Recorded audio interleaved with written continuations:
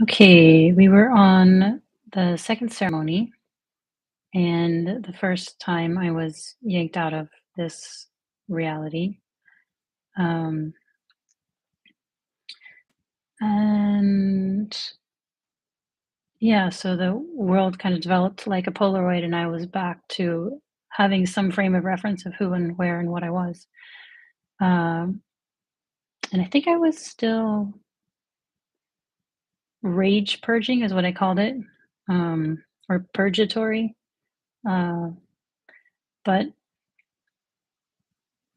but yeah, so the second time I was yanked out of this reality, and I think that might be where I have the most distinct memories of some other realm where I was hanging out with other souls or other spirits. Um, yeah, it was like it wasn't exactly me, it was meta me or something, something that pretends to be me,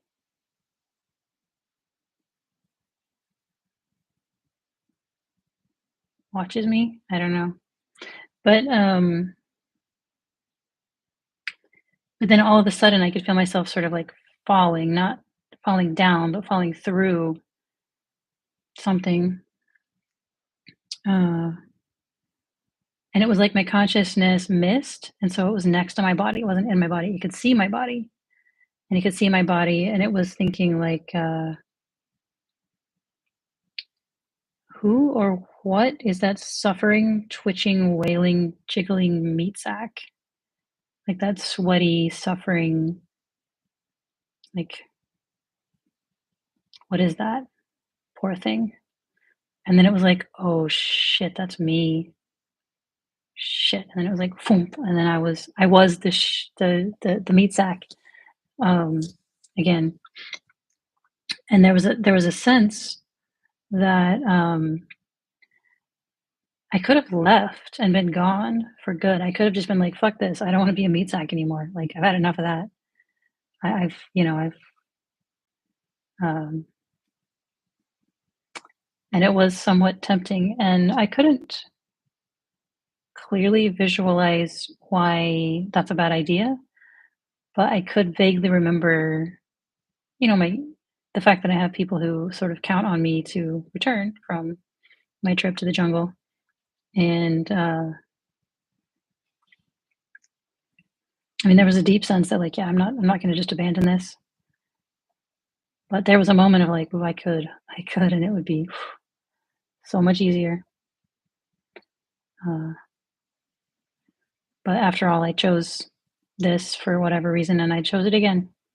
Maybe if I had chosen to leave, maybe it wouldn't have worked, but at least I know that if I had the choice, you know, I wouldn't bail on, uh, my family and whatnot. So, um, but yeah, I did wear the meat sack pretty lightly for a while. It was kinda like, "This is so weird that I'm in a meat sack." It didn't feel like me, it just felt like this sort of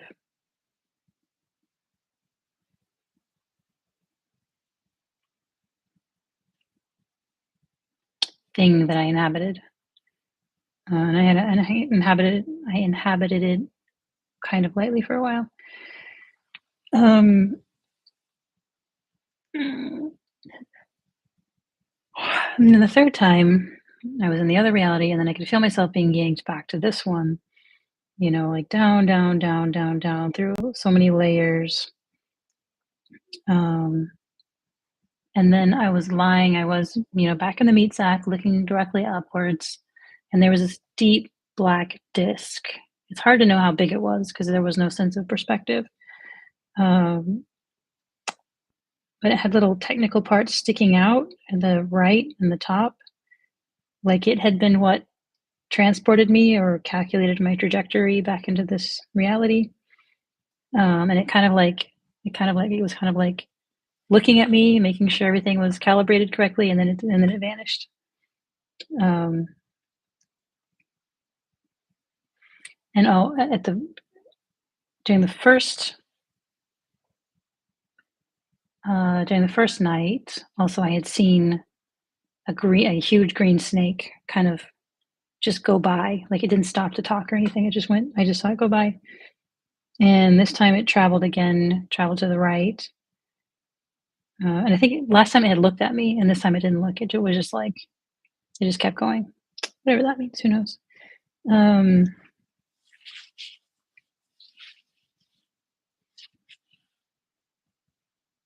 and yeah, like I say, every now and then I would just get a little bit lucid and just start giggling at how absurd absolutely all of this was. Um, and yeah, at one point the ayahuasca seemed to be asking for mapacho, which is the sort of ceremonial tobacco cigarettes that not processed very much and not even to be inhaled, just taken into your mouth and blown around just because the smoke is nice. Apparently, it's cleansing or something. Um, I was breathing way too fast to actually light it. Like, there was no way I could, like, it wasn't going to work. But just holding it helped me purge again when I guess I guess it wanted me to keep purging. Um, yeah, one thing that was weird is that the next day I expected my throat would just be raw from all the screaming and roaring. And it was really sweet. The people around me, see, I kind of wrote it back down.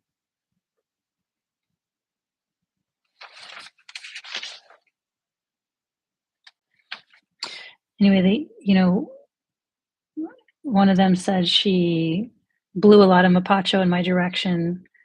Another one, Eliza, she seemed to just be in a haze of bliss the entire time, and she was just like, "Oh, I heard you, and then I was happy for you, and I slept so well." So I was glad she got some sleep. I didn't keep her up. Um, and others were kind of like, "Is she okay?" And they were sort of relieved that I was okay. Um, or just feeling deeply like whoever that is, you know. Um, but it wasn't actually that distressing, and my voice was not affected. Actually, my throat was not affected. Um, it was almost like I don't know, kind of when you're in a car accident and you're totally limp and you don't resist, you're less likely to be injured. And maybe I was so um, just surrendered to the process that it was able to move through without any strain or stress. I was still quite nauseated and had a headache uh, the next day, but that was kind of par for the course between the bad pillow and my neck and the lack of salt in the food. Um, it was physically quite unpleasant a lot of the time. Um, and I think there was a fourth time I was yanked out of this existence, but I don't know if I wrote it down or exactly remember it. Um, but anyway, after all that was over, I could feel the medicine just moving through all of my body, like the entire, uh, just through every cell of the body, like this iridescent rainbow of just pure pleasure, belonging, um, just anything good you can imagine. Like you're in the womb, but even better, you're embedded in perfection. And even then, though, there was a sort of a sadness that this is going to pass, and I'm going to feel like I'm not going to feel this anymore. This is just temporary. Um, which is often true. Like when you do psychedelics or entheogens, you can feel things that it's harder to capture when you're back in your normal everyday state. And so it keeps kind of the impetus going for healing and for finding your sense of belonging in this world. And it's not necessarily, you're not going to be blissed out all the time. That's not the point. But you can get to a point where you can accept bliss when it comes, you can accept pain when it comes, you can accept whatever comes as just perfect, and there can still be like no worries, nothing to worry about. But anyway, I'm getting ahead of myself. Um, and I asked it, "What is consciousness?" Just to see what it would say, and it said, "Consciousness is everything. Everything is consciousness." So I've pretty much found that to be the case subsequently, the more I look into it and study it. Um, but yeah, I felt quite real. I felt worthy of being here, of taking up space, of having a voice, of being one of us, everything, part of my species, part of the retreat, part of my family, as real as anyone, as real as Karen from Colombia, who seems to take for granted that she belongs here. I loved her confidence. I I really appreciated her just sense of effortless, like, why wouldn't I be belong here? Um, it was inspiring. And I felt proud of myself. I stayed present. I didn't resist. I rode the waves all the way to the end. Um, Even after the iridescent rainbow sensation, I purged some more, and then tried to sleep with a bad pillow and a headache. But I was like, whatever, man, I'm here for it. And yeah, the having an energetic massage from one of the maestros the next morning was really nice too.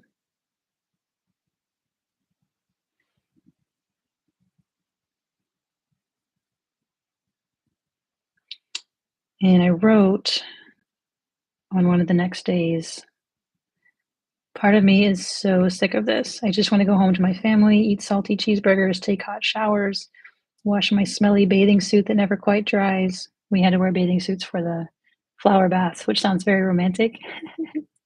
This is more like getting cold water dumped over your head. That has bits of, bits of plants in the water. Um, I hate these nasty plant remedies they make us drink in the morning. Uh, since I'm constantly nauseated, everything is more gross. And I said, resistance, it's all resistance. I'm in a magical jungle retreat with incredible healers, and I'm preoccupied by nausea and bitter, chalky drinks in the morning. Um, so I really had to watch that because, I mean, like Henry David Thoreau said, the fault finder, the fault finder will find fault even in paradise. And I really, I have to watch myself that I don't be like that because, um, like I said in the last video, I can have this kind of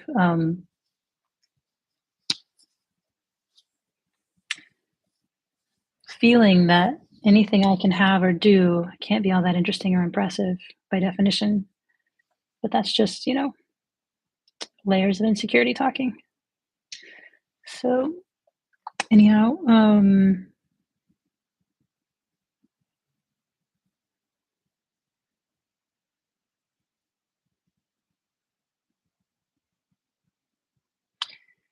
so yeah, that's what I asked ayahuasca on for the third ceremony. Teach me to open my heart, even when even with a pain in the neck. Even if I have a literal pain in the neck, like I did through most of the retreat from the bad pillow. I mean, from the pillow that wasn't good for my neck, or my kids are being a pain in the neck, or whatever. Um, and I actually vomited in the Maloka for the first time. Uh,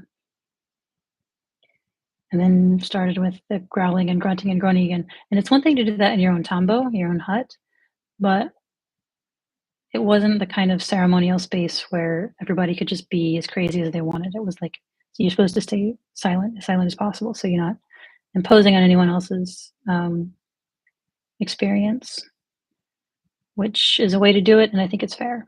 I think it's a valid way to do it. But I started like that, and growling and roaring. And, I was like, I guess I surrender to this. But then Juliana came and was like, what's happening for you? And I said, just this. Bleh. And she said, can you soften a bit? Focus on your breath, open your chest, let the medicine work in the body. And it was like the last thing I wanted to do. I wanted to like, but it was like,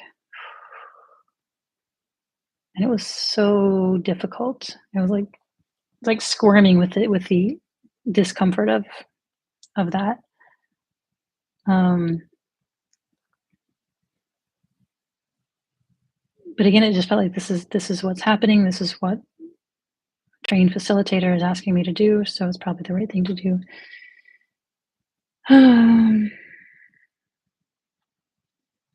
yeah, I felt so allergic to myself, to just feeling my own feelings, my own body. I think, yeah. Anyway,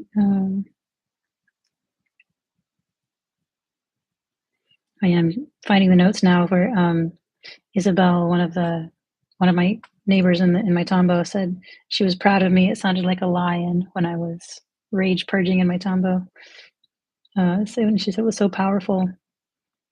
Alex said she blew a lot of mapacho my way. Eliza said compassion. Brian said he had so much compassion for whoever that was.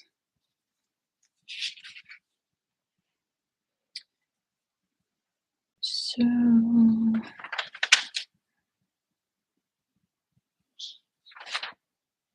yeah, I sat in the low green chair and just kind of like so nauseated, so resistant, just wanting to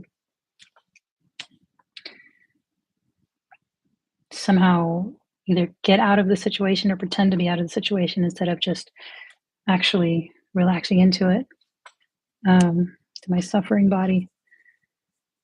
But gradually, the urge to purge subsided enough for me to curl up and lay down and start trying to work with the medicine. I remembered from Anya's yin yoga classes that when I really softened every muscle and the poses, I could get a jolt of that tingly joy of presence. And I tried that.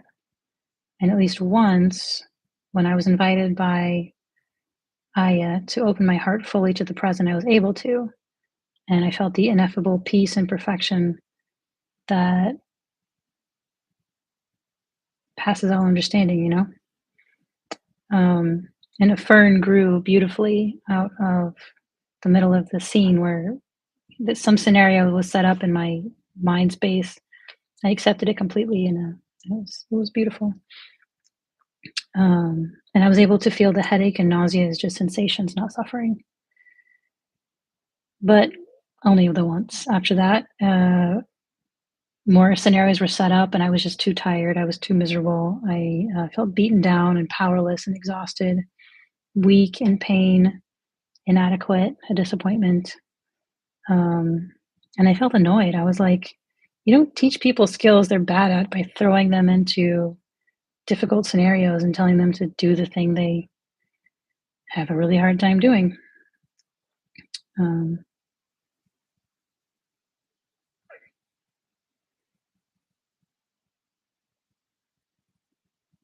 but, that's kind of how it went. And later, Deb and Rebecca came by my tombo and suggested that maybe my heart didn't want to be directed to open. I assumed, I wasn't just saying open. I mean, I assumed that show me what's blocking my heart and help me deal with it was implied, but maybe the medicine can be a little bit literal sometimes. At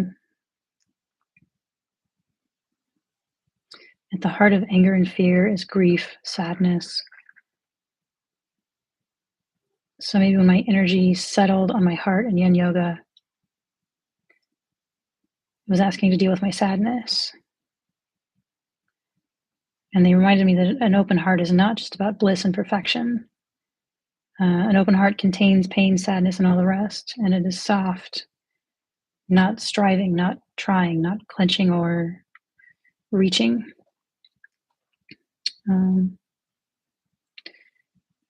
So maybe, I don't need to make myself enjoy bitter, watery concoctions and nausea. Maybe I can just hold my lack of enjoyment lightly, playfully. Maybe I don't need to play the part of a strong grown up before I actually feel like it. Oh, okay, so blah, blah, blah.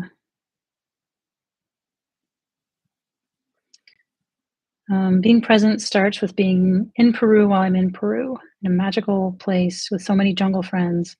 I've seen two iguanas, many small lizards. I love the little geckos. They like eat the mosquitoes. A toad greeted me before and after last night's ceremony, both huge. Hilarious monkeys, uh, bright white fireflies, army ants. I'm surrounded by miracles. And, I get fixated on social stuff or homesickness or wanting, missing certain things. My stomach never quite being settled, and forget to be here and joyful and grateful. It's a huge privilege to be here and a huge miracle that it exists and is as caring and safe and loving as it is. A huge miracle that a couple of plants can open a portal to other realms. A huge miracle that the maestros and maestros carry on such a magical tradition and live wisdom and their joy and care, even for us snot-nosed gringos. To my shame, I am capable of taking even this for granted, the way I take so many wonderful things in my life and people in my life for granted. And those are miracles too. Okay.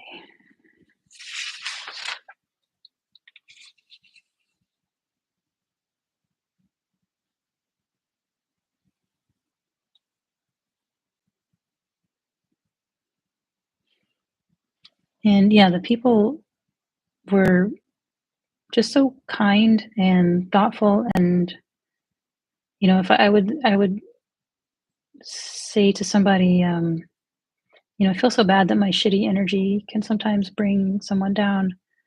And he'd say, I hear you, but I might, instead of saying shitty energy, I might say the hard time I was having. Um, or Brian said I was a warrior to go back into ceremony after the purgatory of ceremony 2. Matt said that my purge in my vomiting and I guess ceremony 3 helped give him the courage to purge. He said something about being glad to have me on the team.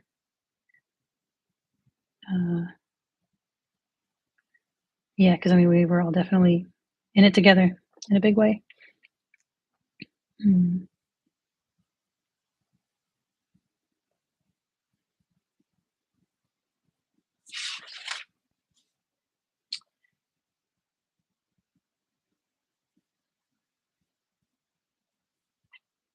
And yeah, I learned pretty quickly the next day that the 3rd ceremony had kicked most people's asses. It was not a hold your hand and feel good kind of night. And it kicked me into working very hard on not working so hard, softening, accepting. I had the thought at lunch today that I often say to myself that I'm bad at being human. And I was thinking maybe I was the worst out of all of this group at being human. But I don't actually need to get better at being human, just better at being me and trusting that that's enough. So that was kind of a breakthrough. And then Milo left after the 3rd ceremony, and a lot of people were, sad about that because he was part of our group and we liked him. And, you don't like to lose anyone, even if it was because he felt like he'd gotten what he needed and was excited to go back to his home.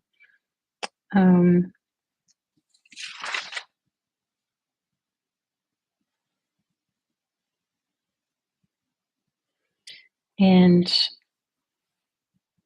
Matt kind of just very frankly and openly admitting that it made him sad that Milo had left kind of broke something open in me so that I was able to cry, and not just about Milo, but just about the it was almost like sadness as a concept was using me as a conduit, and it was really beautiful and cleansing to just cry, and, I mean, well, I love crying. I don't do it enough, um, so it's really, I consider it a blessing when I have a chance to cry a lot. Hopefully not about something too sad, but, um,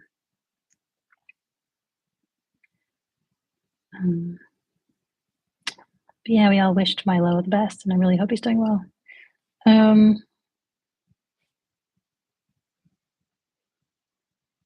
and yeah, we did a jungle walk at one point to meet some of the master plants. That was really fascinating. Just seeing them in their native, um, growing out there, not just in a little cup, but drinking sunlight and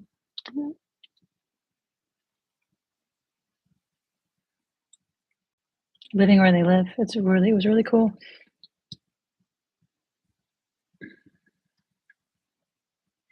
Oh yeah, and one of my let me see. I actually said one of my intentions for ceremony 4 was to be show me my fear and sadness and help me hold it with compassion. And so I guess the sadness, I mean, it was almost like the ceremony had already started before the ceremony started, um, with that, getting in touch with sadness.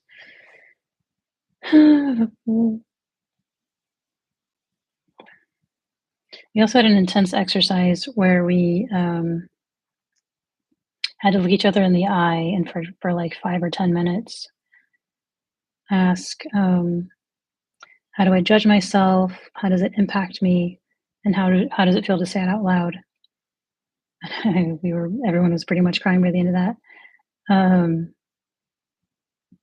was really intense. And the takeaway for me is that judgment and shame and guilt are just used by my system as distractions, dissociations from doing what I actually need to do to make things better.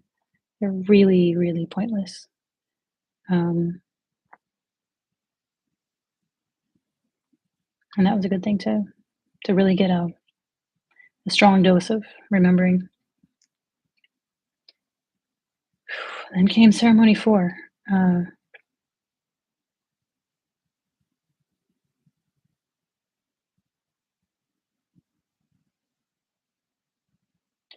so I'll just write. I wrote this, 3 a.m. the night of the ceremony, the morning after the ceremony. I'm so tired, but I need to write again. Write a bit. I can't lose this. So many things. I can take care of others without abandoning myself. The terrified thing in my heart was eased out with love and medicine and surgery. And I got to meet it, love it, sing to it. It's tucked near my heart now and will probably be recovering for a while. That's all right. You are my child. I have all the time in the world for you. Um,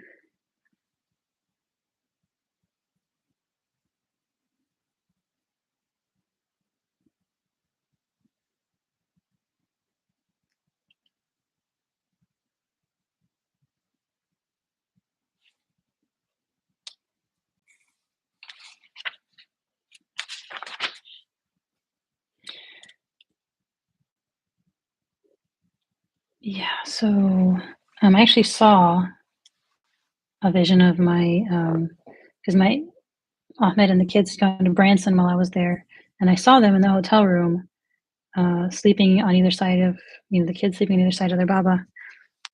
Um,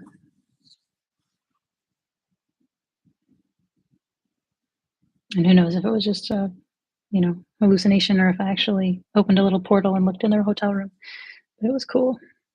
Uh, and Juliana had reminded us about Mara and self doubt, which can also manifest as grandiosity. Anytime an earnest instinct is sneered at, or anytime it was sneered at when during the ceremony, I told Mara to take a hike. I did the earnest things. I lay between Ahmed and Ali for a while. Um, I got the sense that following earnest instincts is closing loops. Um, like there's something elegant and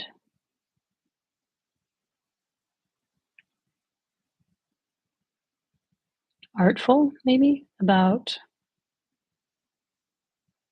following earnest instincts. It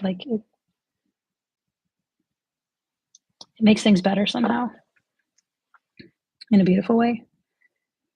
Um,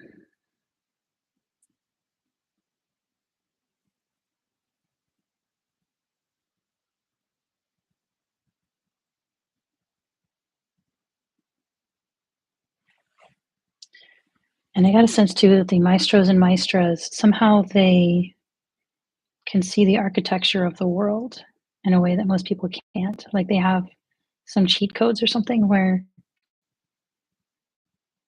they can see sort of the energy behind the gross world that most of us is all that we can see. Um,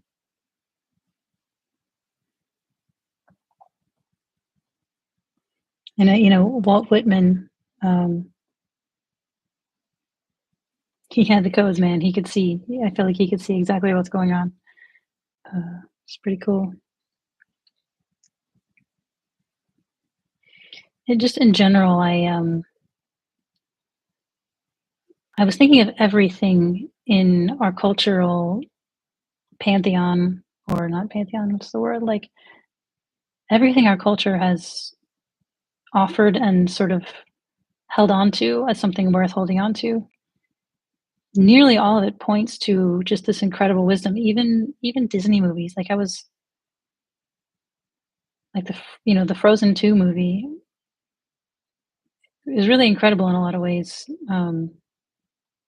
But so many things really point to this wisdom that we all sense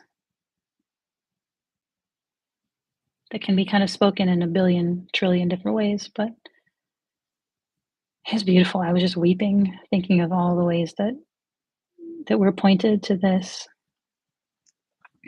Um, the sense of belonging and the sense of what's most important.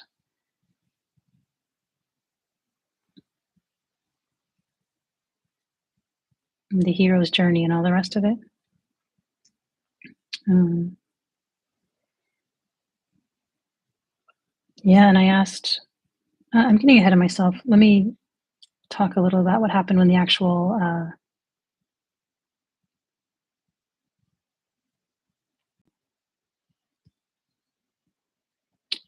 Ikodos were happening, for example. Um, when they were doing the Ikodos, I could feel something in my chest, in my heart area, being slowly excised. Um, it was, yeah, I mean, I don't know. I can't explain it any way other than that there's something stuck in my heart, like a huge splinter, like a somewhere between a steak and a splinter, and the maestros and maestros were helping get it out. And when one of the maestros, I think it was Teresa, she sang an Ikaro, and then everybody else stopped and switched, and she stayed there and sang another Ikaro to me, and I could feel that she was like she needed to get that out of my heart. Um, and the next day, she said, "Oh, I think you got a big fright when you were small." And I still don't know what that was,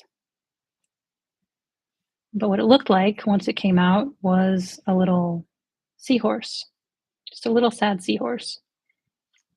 And at first, it was basically catatonic, just lying, like couldn't even be, wasn't even responsive, and and so I just held it and I sang it lullabies, like every pretty little song I could imagine, quietly, but Later, Isabel said she enjoyed the little songs, especially "Morning Has Broken." And but pretty soon, one of the facilitators was like, "Hey, the ceremony is silent from here on out." So I just sang, in my head, which was almost as good. Um, and then gradually, it transformed into a little brown dragon that was, small. It was like a baby dragon. Was shy. Was scared. And I ended up carrying that little dragon with me for, much of the rest of the retreat. um, Eventually, it it was ready to release its burden. This is maybe a month later, and when it did, it transformed into a butterfly who just, like a very wise, silent butterfly who just like slowly flapped its wings. I called it Vasudeva, like from Siddhartha, the novel, and it became like a mentor to me almost. I would ask it questions sometimes, and it would just silently flap its wings, and whatever I needed to know would just be clear. Whatever I was freaking out about, it would be clear it wasn't important, or whatever I was um, wondering if I should do X, it would just say, what you need to do. And I'd be like, oh, you're right, I do. So, that kind of mentor. So it was a nice little progression with that. And then I just kind of hung out, like ayahuasca, and I just kind of hung out together. And it was like, all right, well, what do you want to know? What do you want to do? And I was like, hey, that time when I was 12 or whatever, and I was in bed and I asked if I could have a hug from Jesus, and I felt like I got a hug. Was that Jesus? And, or, what was that? And then what happened somehow was that I traveled back in time to give myself a hug at that time. So it was like closing that loop. Like I was hugging myself. And again, God knows if I actually time traveled or if it's just a nice story in my head, a nice dream. But it was lovely. It was sweet. Maybe Jesus is like, hey, that was me, dude. So who knows? Um, and then I asked it about Israel and Palestine. I was like, what is that all about? Does it really need to be like that? And what it showed me was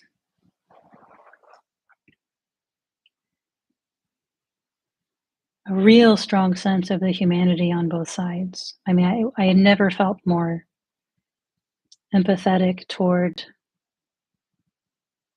the fact that so many Zionists have to live in denial, in delusion, in just this vicious inhumanity to maintain their sense of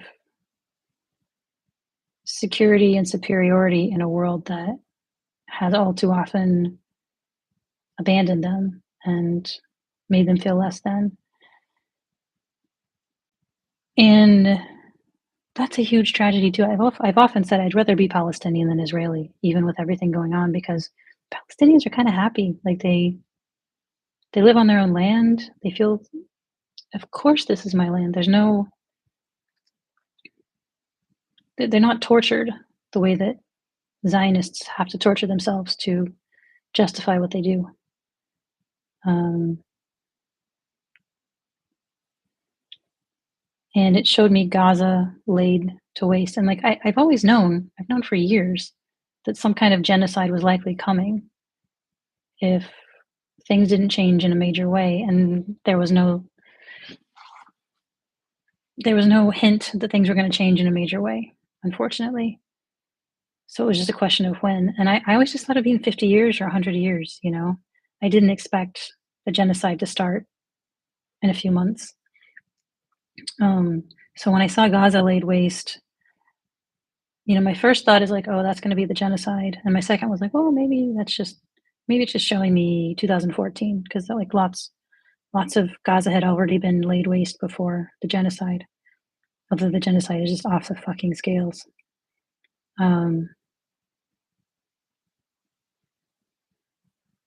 But either way, I was like, it was saying like, this is going to happen, and don't worry, it has a purpose. And I mean, again, who knows?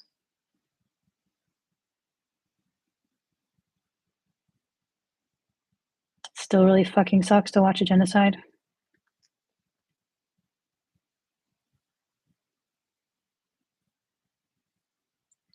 But anyway, that's what it showed me. That was its answer. So, yeah.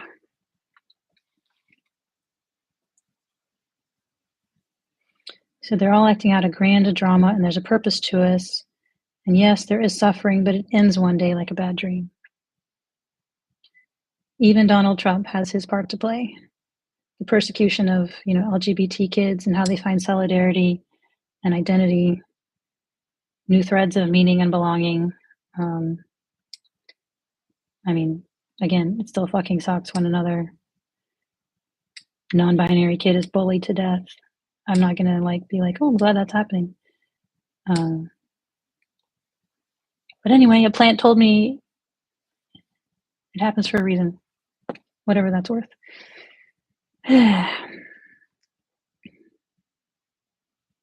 Yeah, I sing to my little seahorse / dragon favorites by Cat Stevens, Leonard Cohen, The Beatles, the song Wonder that Holly introduced me to. Everything felt profound, felt apt. In the Arms of the Angels by Sarah McLachlan absolutely floored me. Even Christoph saying, you feel what you feel and your feelings are real. I just wept, you know, at that, at the fact that our kids are exposed to something nice like that. That was not happening in any of my, you know, what I watched as a kid. There's wisdom all around us everywhere, and it's amazing.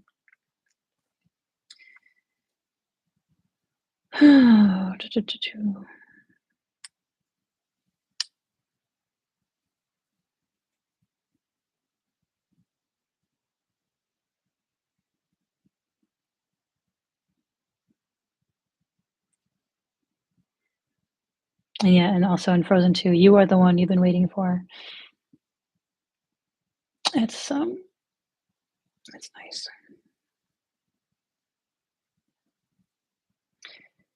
And I got a sense that we do have free will. We don't have to close the loops. We don't have to contribute to the powerful play, but we can. And what a play it is. And what else do I have to do? And I asked, how can I trust that the architects, that's kind of what I called God at that moment, are benevolent? And Ayahuasca said, you know, look inside yourself and see what's there.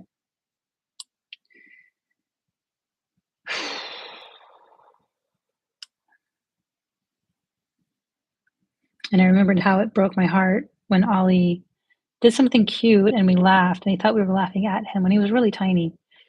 And I remembered how it broke my heart that he could even imagine we, his parents, were laughing at him in a mean way. It's like it absolutely broke my heart. And my sense at that moment is the architects feel the same way, that we can even imagine that they are laughing at us in a mean way.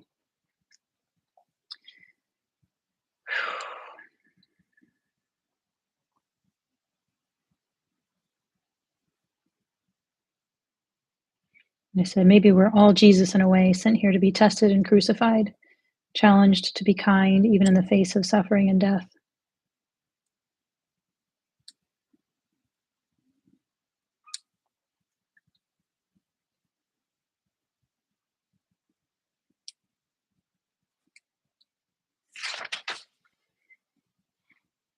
And, seeing the I'm not gonna say who, but, somebody said, as a man navigating this world as it is right now, he could feel like he didn't know how to be. I mean, his sense is that women are on kind of a hair trigger to find men creepy, like, no matter what they do, and he just, like, he doesn't know how to navigate it without feeling like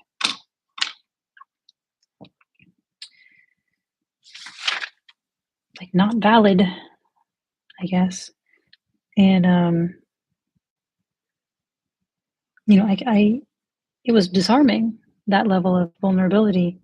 I could see real suffering, like lonely human suffering, the suffering of a scared child who doesn't wanna do the wrong thing and feel like he's unloved. Um, and I remember one time I was trying to find the sleeve in my flannel shirt, and I couldn't find it. I just couldn't find it, and I was just kinda laughing at myself. And,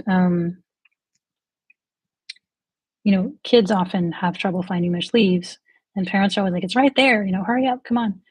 And I was thinking if somebody had tried to rush me just then or shame me for, you know, little kids and people who are tripping balls can just it's not that easy to navigate sleeves. So it was like, man, we really shouldn't rush kids when they're having trouble with things that we consider simple. But yeah. Mm. Oh yeah, and um after that ceremony, I was still kind of disoriented. I didn't know exactly where I was, but I could hear kind of talking and laughing up ahead. And I found people with their red headlights, headlamps, kind of talking and laughing. And, I could see that it was Warwick and Stephanie. And Warwick said, "Hello, delightful Pamela," or "How are you, delightful Pamela," or something like that. And I said, "Full of delight." And everyone was just like so happy and under the stars. And we were supposed to be in silence. We were totally breaking the rules. Um, but you know, just a few laughter, a few words, a little bit of laughter, a little bit of that rush of breaking the rules. It was beautiful. Um, nice memory.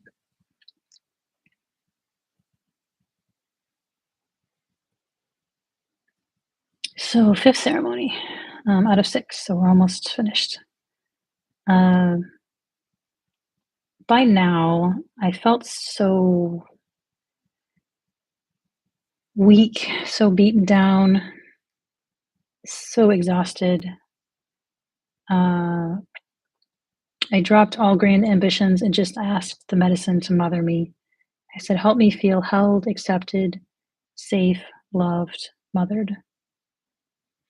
And I halfway expected some grand, blissful immersion in divine unity and maternal love, like some goddess, but actually I was pretty sober for most of it and pretty miserable. But what happened was, sorry, yeah, I guess I'm wanted. I will talk later.